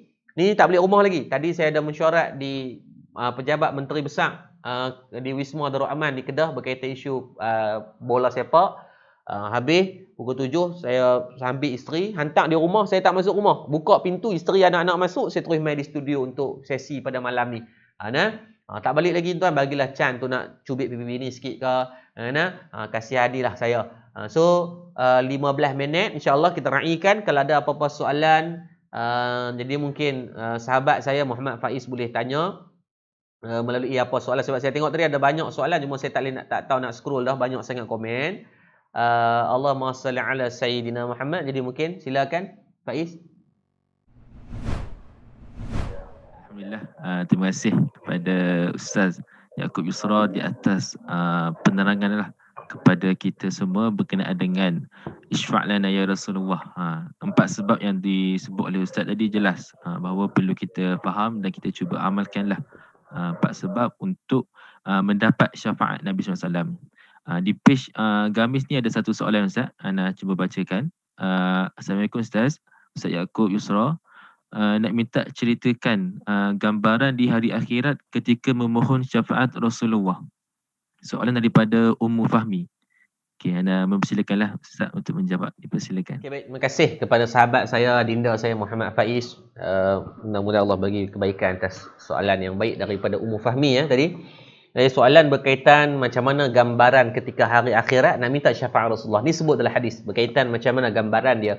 Keadaan dia macam disebut dalam riwayat kan, semua para rasul ni diberikan autoriti untuk dia menyelamatkan orang. Maka umat manusia ketika di padang mahsyar ni adalah satu padang yang sangat luas, wallahu alam keluasannya tak mana, tapi sangat luas sehingga akan menghimpunkan sekalian makhluk yang Allah jadikan. Maka makhluk manusia ni bayangkan daripada zaman Nabi Adam AS sampai kita ni ada berapa ratus bilion manusia dihimpunkan setempat, dilonggokkan setempat, bahasa mudah kasar ni, duduk setempat tu. Maka dalam keadaan yang matahari sejengkal atas kepala, yang mana panasnya, peluhnya sehingga akan membanjiri nanah dan sebagainya, keadaan ketika tu, maka setiap daripada umat ni nak menanti apa? Untuk dihisap. Nak dihisap di antara perbuatan baik dan perbuatan jahat. Maka ketika itulah syafaat ini didambakan. Macam kita lah nak pergi beratok panjang-panjang, kalau ada kabel kita pergi kementerian sekian-sekian, pop menakan kita lah menteri tu, maka biasanya kita akan potong queue lah. Telefon, Pak Long, Pak Long, tolong saya Pak Long ni, Pak Long nak sign. Ni JKK, 20%. Contoh kan. Maka sebab apa kita buat macam tu? Sebab kita nak guna kabel. Sebab nak memudahkan agar kita dapat skip the process orang biasa. So syafaat macam itulah. Dalam keadaan nak gambaran dia tu, kita tengah duk sesak gila-gila ni, panas, terik, penat menunggu beribu tahun, tak tahulah lama mana nak tunggu. Maka kalau adanya syafaat, maka dia akan skip the process. Maka kalaulah Nabi memberikan syafaat, dengan berkat syafaat Rasulullah, Allah redha untuk kita masuk ke dalam syurga. Maka diceritalah ada manusia, gerombolan manusia pergi kepada Nabi Adam AS. Pergi kepada Nabi Adam kata, minta maaf, aku pun tak boleh bantu kamu. Pergilah kepada Nabi Musa pula. Nabi Musa kata, aku pun tak boleh nak bantu kamu. Nabi Adam kata, dulu aku pun pernah melakukan dosa. Aku pergi makan buah. Pergi makan benda yang Allah tak izinkan untuk aku ambil. Maka pilah aku pun nak minta ampun kepada Allah juga, aku tak berani nak menyelamatkan kamu. Pergi pula kepada Nabi Nuh AS. Nabi Nuh kata, aku pun tak mampu nak selamatkan kamu, mana mungkin aku nak menyelamatkan kamu sedangkan aku tak mampu berdakwah kepada isteri dan anak-anak aku pun. Pergi pula kepada Nabi Isa, pergi kepada Nabi Musa, sampailah kita pergi kepada Rasulullah sallallahu alaihi wasallam. Maka keadaan itu panjanglah, riwayat yang sangat panjang. Cuma nampaknya gambarannya kita dalam keadaan yang sangat sesak, kita dalam keadaan yang sangat susah. Kita tengok hari ni bila dalam keadaan bersesak-sesak, bila contohnya Selangor tak ada ayak, bila ni Syabas ke apa main nak bagi ayak kan, water tank ayak tu, ramai mana orang berimpun. Kan kita berebut-rebut kan, kalau bagi brim kan, cuba tengok di bank penuh orang. Kita akan bersesak-sesak untuk mendapatkan bantuan. Batas dunia pun dia dah sibuk dah dapatkan bantuan, apatah lagi dalam keadaan di akhirat yang duduk di padang mahsyar yang lama mana wallahu alam bissawab. Sudah pasti menelan masa berpuluh ribu tahun di sana saja. Wallahu a'lam. Baik, terima kasih kepada Ustaz di atas penjelasan kepada soalan tadi. Seterusnya soalan daripada Nur Natasha Zulhazman. Assalamualaikum Ustaz. Boleh ke selawat laju-laju tanpa sebutan makhraj yang jelas? Mungkin disebabkan kata syarat untuk mendapatkan syafaat perlu sentiasa berselawat kepada Nabi sallallahu alaihi wasallam. Jadi macam mana cara sebutan selawat yang sempurna lah mungkin. Dipersilakan Ustaz. Selawat yang paling baik adalah disebut dengan selawat Ibrahimiyah lah. Maksudnya kita Allahumma salli ala Sayyidina Muhammad wa ala ali Sayyidina Muhammad kama sallaita ala ali Sayyidina Ibrahim wa ala ali Sayyidina Ibrahim fil alamin innaka Hamidul Majid. Itulah dia yang penuh, yang full. Kan, tapi kita nak buat tu kan, tahiyat akhir pun kadang-kadang kira nak cepat ya. Kan? Kalau tak ada harakat-harakat dah. Assalamualaikum. Laju sungguh kadang-kadang kan. Maka dengan seringkas-ringkasnya dengan Allahumma salli ala Sayyidina Muhammad. Kalau nak pergi mana? Ingat, jangan dikejar pada kuantiti, tetapi jagalah pada kualiti. Saya ulang, jangan dikejar pada kuantiti, tetapi jagalah pada kuantiti. Pada orang yang dia kejar dalam bab nak pulun kan, kalau kita tengok dia zikir Allah dengar dia tak tahu dia apa dah kan, apa dia ni kan, tak payahlah, pelan-pelan, subhanallah subhanallah subhanallah subhanallah Allahu akbar ni Allah macam dengan CD lekat tak lekat, macam nak arwah 2-3 hari lagi. Maka jangan diligan pada kuantiti sehingga menghilangkan sifat pada maknanya. Takut dosa pula. Takut dosa pula kita duk buat benda-benda yang melibatkan sampai peringkat. Benda tu kemuliaan. Rasulullah ni kemuliaan pada kita. Baik, saya bagi contoh macam ni tuan-tuan. Muhammad Faiz. Kan, seronok tak kalau saya panggil Muhammad Faiz dengan nama penuh? Rasa kemuliaan tak? Kan, rasa mulia kan? Okey, bayangkan saya mulai pada saat ni saya panggil Mak Uih. Mak Uih, Mak Uih, rasa macam mana? Rasa terhina kan? Sedangkan mak ayah kita ni bersusah payah ni, nak cari nama ni berkeli laki bini tu. Pak Ih ada anak lagi Pak Ih? Belum. Bujang lagi, bujang. Hang kata ada anak aku tumbuk hang. Hang tak kahwin lagi. Kan? Nak saudara. anak saudara dia. Anak saudara. Tak cik lah. Maksudnya seorang mak yang nak bagi nama kepada anak ni punyalah susah. Kan? Tiba-tiba kita panggil nama yang lebih kurang. Maka Rasulullah pun bukan nak kata, Abang kata, nama tu ada kemuliaan. Saya seronok bila orang panggil saya Muhammad Yaakob Yusra. Sebab nama saya cek di JPN, tak ada. Yang Muhammad Yaakob Yusra, tak ada. Yusra Yaakob ada. Yusuf Yaakob ada. Tapi Muhammad Yaakob Yusra tak ada. So rare lah. So saya boleh daftar MyIPO. So nama saya tu saya boleh buat trademark. Contoh. Dan saya seronok dan bila orang panggil dengan nama macam Muhammad Yaakob Yusra. Rasa satu recognition. Tapi kalau bila ada majlis yang dia sebut nama salah, kadang-kadang dia minta tibai. Kita nak menyebut nama ustaz kita, nama Yusuf Yaakob. Bila pula dah pak aku jadi anak aku, kan? Dia kacau emosi tuan. Kan? Kalau dia panggil dia ikut teradal Muhammad Yusuf Yaakob lah, Yaakob Yusra, Yusra Yaakob. Habis segala mak nenek benar dia minta tibai. Kan? Sebab dia seolah-olah menindakkan kemuliaan yang ada kepada nama yang diberikan tadi. Maka sama dengan selawat, janganlah seolah-olah kita nak meligan pada kuantiti sehingga akan menghilangkan sifat kemuliaan pada nama ataupun selawat pada junjungan besar Nabi SAW. Kalau nak pergi mana bosku, kan? Baik kita jaga pada kualiti dari segi sebutan Allahumma salli ala sayyidina Muhammad ataupun Allahumma salli ala Muhammad. Cuma pada kata guru saya dulu, dia kata apa? Nak meletakkan bahawa mulanya Rasulullah itu, maka ditambah dengan sayyidina, dengan gelaran yang baik. Wallahu alam. Wallahualam. Baik Ustaz. Soalan seterusnya daripada Wan Faizi. Assalamualaikum Ustaz. Adakah dapat ganjaran jika kita selawat pada Nabi SAW dalam keadaan riak? Dia selawat tapi dalam keadaan riak, nak menunjuk ke? Macam mana Ustaz? Terima kasih kepada Allahumma salli ala sayyidina Muhammad, kepada apa dia nama dia? Wan Faizi. Okey, baik. Nama yang sangat baik. Wan Faizi. Baik, yang pertama kena faham dulu. Apa makna riak? Makna riak ni adalah makna yang dia merasakan diri dia ni lebih baik ataupun ialah dia melakukan sesuatu tu dalam keadaan tidak ikhlas, melakukan ibadah ni atas sebab mengharapkan pada sesuatu, ataupun nak menunjuk ke orang lah, kata dia paling kemas sekali, kan? Riak ni dia buat satu benda ni atas kepentingan tertentu. Beza. Ujub, bangga diri. Riak dia buat sesuatu atas kapasiti, dia mengharapkan balasan. Macam tadilah, untuk kita sedekah nak duit, nak lebih kaya. Sedangkan yang bagi kaya adalah Allah, kan? Kita buat sekian-sekian nak benda ni, nak benda sekian-sekian. Baik, bila sebut tentang riak ni, yang nak menghukum riak ni Allah yang mengetahui, kan?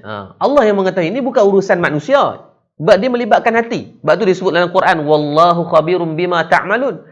Allah yang mengetahui sekalian daripada apa yang dalam kita, luar kita, semua Allah tahu. Adapun manusia kita tak tahu. Tetapi ingat, version 1 is better than version none. Version 1 better than version none. Maksudnya buat lebih baik daripada tak buat. Kan? Baru buat tiba-tiba hukum. Hang ni riak, lepas tu tak buat. Lepas tu ada seorang ulama dia kata apa? Melakukan sesuatu sebab manusia. Maksudnya kita buat sesuatu sebab orang, maka itu adalah riak. Meninggalkan sesuatu sebab manusia, itu adalah syirik. Saya ulang. Buat sesuatu sebab manusia, kan? Sebab pok mentua, sebab gewe, kan? Sebab marka, kan? Buat sesuatu sebab manusia, itu riak. Bila kita buat mengharapkan balasan lah. Meninggalkan sesuatu amalan kebaikan kerana manusia pula, di antara jalan-jalan pada syirik. Sebab apa? Bergantung kepada manusia, seolah manusia yang memberikan kesan kepada kita. Sebab kita tak mau riak dan sebagainya, tak semayang terus. Tak mau riak, tak sedekah terus. Bukankah kita meletakkan seolah-olah ada manusia boleh berikan mudarat kepada kita, sedangkan Allah jualah la haula wala quwwata illa billah al-aliyil azim. So buat je lah. Ni ada orang tu, Ustaz, saya bukan tak mau buat sedekah ni Ustaz, lagi orang kata macam saya baik pula. So kurang-kurangnya dia buat sedekah, kan? Itu lebih baik daripada kamu yang tak buat apa-apa. Kan? Saya bukan tak mau selawat Ustaz, saya lagi dengar nama Nabi ni buat selawat Allahumma salli ala sayyidina Muhammad, nampak macam saya baik pula Ustaz. Biar nampak baik, dia takkan nampak hang jahat kot. Faiz suka kalau orang nampak Faiz dengan baik ataupun jahat? Baik. Baik kan? Mesti baik. So, apa masalahnya? Biarlah orang mengenal kita dengan kebaikan daripada orang mengenal kita dengan kejahatan. So, biarlah kita brandingkan diri kita dengan baik. Soal riak tak riak, sama-sama didik hati ya. Kan? Iblis setan ni dia akan kacau orang. Syekh Nuruddin kata apa? Ketika kamu solat, iblis akan kacau. Dia kata apa? Oh, bagusmu, kemahmu, semayang banyak. Oh, hang ni bagus dan sebagainya. Dia akan kacau. Kamu sedekah banyak, dia akan kacau. Kamu tak sedekah, dia kacau. Kata bagus, hang tak sedekah. Kalau hang sedekah lagi silap-silap hang riak. Iblis. Tu kata iblis ni, dia gangster buat kacau orang. Maka janganlah sampai kita meninggalkan sesuatu disebabkan orang dan janganlah juga buat sesuatu disebabkan orang. Sebab manusia tidak boleh memberi apa-apa kesan dan faedah. Percayalah, kalau orang puji kita, sebab ketika dia suka kita sahaja. Ketika dia tak suka, tuan-tuan, dia akan bercakap buruk pula tentang kita. Maka wallahu a'lam. Baik, terima kasih Ustaz. Mungkin ni soalan terakhir daripada Linda Azman. Dia bertanya tentang, adakah orang yang mimpi Rasulullah diberi apa-apa jaminan? Jelas Ustaz? Soalan lagi sekali? Adakah orang yang mimpi Rasulullah diberi apa-apa jaminan? Daripada Linda Azman. Mimpi Nabi SAW, ada tak apa-apa jaminan? Allahumma salli sama, yang ni dijanjikan oleh Nabi SAW sendiri dalam hadis riwayat Imam Muslim daripada Sayyidina Abu Hurairah radhiyallahu anhu. Kata Nabi, tuan-tuan boleh buka hadis dalam kitab As-Sahih Imam Muslim. Imam Muslim dia mengarang satu kitab, nama kitab As-Sahih, mensyarahkan hadis-hadis daripada Imam Muslim sahaja. So ada satu hadis sahih, Nabi kata apa? Barang siapa yang melihat aku ketika mimpi, maka dia benar-benar melihat aku. Maksudnya dalam mimpi itu betul-betul sahih ni jumpa Nabi. Sesungguhnya setan tidak akan menjelma seperti aku. Nabi kata dah, maka dia setan ni takkan boleh nampak, takkan boleh menyerupai Nabi. Dia boleh menyerupai semua makhluk kecuali Nabi. Dia boleh ni semua kecuali Nabi sallallahu alaihi wasallam. Dan Nabi kata apa? Dalam hadis ini Nabi kata, barang siapa yang berselawat terhadapku dan aku tahu memberikan syafaat kepadanya di hari kiamat, dan nanti dia akan dibangunkan bersama dengan aku. Ini jaminan Nabi. Maksudnya siapa yang banyak berselawat ke atas Nabi, ya Allah izinkan mimpi yang mustahil kepada syaitan iblis untuk nak menyamai Nabi, maka Nabi kata dia akan bangun bersama dengan aku di sana. Ini janji Nabi lah. Cuma ada orang tanya, dia kata, Ustaz, ramai pula orang duk claim jumpa Rasulullah. Tak usah duk sangka buruk lah. Kalau dia claim jumpa Rasulullah, itu dia dengan Allah kalau dia tipu. Kita sama-sama, apa usaha kita untuk kita mimpi Rasulullah? Sebab ni dibuat kajian. Faiz tahu dah, dibuat kajian. Kalau kita nak mimpi kepada satu-satu benda, maka cara apa pemikiran kita yang terakhir sebelum kita tidur, yang kedua, apa yang paling banyak kita fikir. Kalau mimpi kerja kena digan jebon, maksudnya panggil kita macam jebon lah kot. Kan? Kalau mimpi kita kerja duk kena tinggi dengan markah, mungkin kita kerja tu je lah. Tengok drama Melayu banyak sangat. Kalau mimpi kerja duk susah miskin, sebab kita banyak, kalau kita tak miskin, akhlak kita miskin. Allah tegur melalui itu kadang-kadang. Kan? Sebab tu Allahumma salli sama pada orang yang mungkin setiap hari banyak selawat ke atas Rasulullah. Saya banyak kali tanya kepada seorang sahabat, saya tak perlu sebut nama guru ni, lagi takut tuan-tuan kata fitnah pula. Anak dia kata ayah dia hampir setiap bulan mimpi Rasulullah. Hampir setiap bulan Allah izin mimpi Rasulullah. Bila tanya sebab apa, dia kata setiap hari tidak kurang 5,000 kali selawat ke atas Nabi. Kita mimpi jumpa apa? Lisa Blackpink. Kan? Lisa Blackpink bagi autograf masuk sampai dalam mimpi. Sebab apa? Kan duduk aiskrim setiap hari. Duduk tu lagu tu je. Maka nak kepada mimpi pada Rasulullah, perbanyakkan memikirkan tentang Rasulullah. Selawat kata Rasulullah. Inilah jaminan Nabi kita akan masuk syurga, dibangunkan bersama dengan Rasulullah sallallahu alaihi wasallam. Jaminan ni bukan jaminan daripada saya, tapi jaminan daripada Nabi. Atau ada orang tanya apa amalan-amalan dan sebagainya, selawat atas Nabi banyak-banyak. Menghidupkan sunnah Rasulullah daripada sekecil-kecil sunnah sampai sebesar-besar sunnah yang kita mampu, dan yang paling mudah yang tak perlukan modal adalah dengan berbanyakkan berselawat ke atas junjungan besar baginda Nabi sallallahu alaihi wasallam. Arwah Tuan Guru Harundin di antara amalan dia kata perbanyakkan dengan berselawat sebelum tidur, biar tidur dengan selawat. Kan sebelum kita tidur duk pejam mata tu kan, duk pejam tu. Sebab Allah SWT, Allah SWT, sampai lena. Hari ni kita buat apa tak tidur? Nak tidur pegang WhatsApp. Nak tidur main Candy Crush. Nak tidur main COC. Kan? Nak tidur main PUBG. Kan? Lepas tu dalam game pun kalah. Masuk dalam mimpi pun kena tembak agak. Kalah agak. Tak dapat chicken dinner. At least kalau dalam hidup ni tak boleh menang, biar dalam mimpi tu bagi menang chicken dinner. Kan? Sebab kita akan mimpi biasanya apa yang kita buat. Maka mulai pada saat ni kita usahakanlah sama-sama. Sebelum kita tidur, kita usahakan dengan kita berselawat ke atas baginda Nabi SAW.